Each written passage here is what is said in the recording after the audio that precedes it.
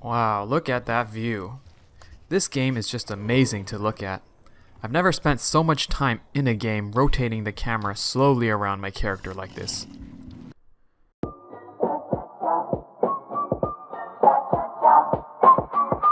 Welcome to another Rushed review. I'm your host, New Game Rush. Today I will be reviewing The Last Guardian. This is a spoiler-free review, but does contain some in-game footage showcasing some of the gameplay and game mechanics. The Last Guardian is a first-party game developed by Japan Studio and published by Sony Interactive Entertainment. After starting development on the PS3 in 2007 and being stuck in developmental hell for almost a decade, it was reintroduced at E3 2015 and released in December 2016 on the PS4. The producer of the game, Fumito Ueda, is known for being the director and lead designer for Ico and Shadow of the Colossus, both originally released for the PS2. Both games were received well by critics, but took some years to build a fan base and a dedicated following. Similar to many others, I didn't play the games when they released, but played through both when it was released as the remastered Ico and Shadow of the Colossus collection on the PS3. For those who haven't played Shadow of the Colossus, another remaster of the game recently released on the PS4 that made the game look better than ever. Unfortunately, Ico hasn't been given the same treatment, but most people agree that Shadow of the Colossus was the superior game. Does The Last Guardian live up to the hype and storytelling set forth by the other two games? The Last Guardian succeeds in creating another breathtaking world and story that is unlike any other experience I've played on the PS4, and something very rare in games in general. The storytelling takes the front seat as you solve puzzles from one area to another to uncover the mystery of the old ruins, how you ended up there, and especially that of your feathered beast. The story is narrated by a man from a remote village that is recounting the events of when he was a child. As the story progresses, you piece together more information about yourself and the beast. And that is what is at the core of the game that the story builds upon.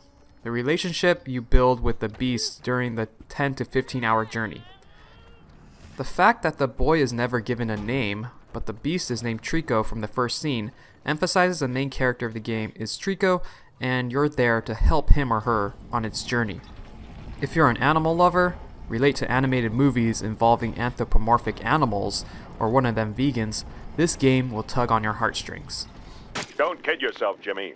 If a cow ever got the chance, he'd eat you and everyone you care about.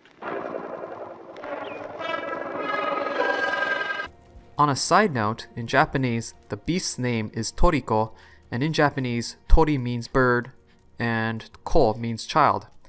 So the name translates directly into bird child. The majority of the game has you scaling the mysterious ruins you wake up in, solving puzzles, and guiding your beast companion to areas you wouldn't be able to reach yourself. Even though the game is categorized as an action-adventure game, the focus is on the adventure and exploration of the beautiful environments that make up the game. This game also follows its predecessors by masterfully conveying a sense of scale of the environments and the task at hand. The gameplay is more similar to Ico, but instead of guiding a girl from point A to point B, you have an awesome cat-dog-bird hybrid monster with you. The main issue with the game, which may frustrate some players, is how you command your pet. Unlike Yorda, you can't just pull Trico by the arm to where you want it to go. You can point to guide your beast towards a certain area, or to instruct it to jump. However, because you can only select a direction, there is no way to point out specific ledges or areas that you want Trico to go to or interact with. This leads to Trico jumping backwards in the wrong direction, or you wasting your time in an area trying to point to everything, only to realize you had it right the first time, but Trico didn't listen to you. Up here. Jump. Let's go, Toriko. Oh. Toriko.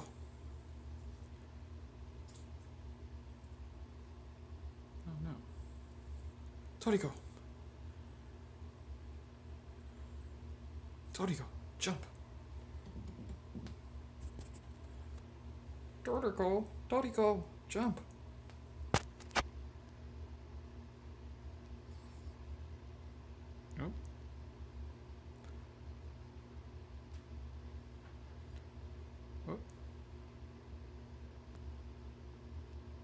Toriko, jump. Up.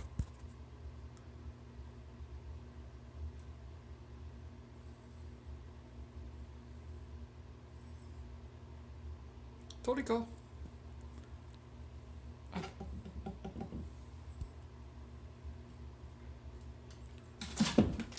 Oh. Yeah, success.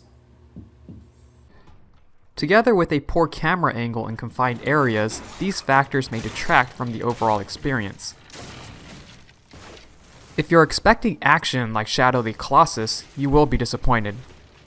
The boy you control cannot attack but supports your beast friend by solving puzzles, most often finding levers to pull and occasionally bumping into enemies. The puzzles and exploration are satisfying, and the game does a great job of letting the player figure out what to do next. I'm glad they didn't make things too easy by highlighting hints or giving tips after you die. There are some spectacular action set pieces that play out that had me at the edge of my seat, rooting for Trico and the boy. I almost felt like I was watching a scene from Uncharted, one of my favorite series. The music is another highlight of the game. The composer is able to take tense moments in the game and make it feel even more epic.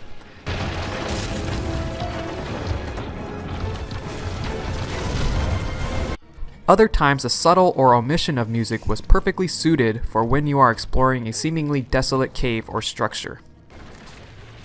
If you are going into this game knowing what to expect, you will be satisfied and will love this game. The art style is like nothing else, and for $40 or less, it's an experience that will stay with you long after you finish. For a rating, I would give The Last Guardian a solid 9 out of 10.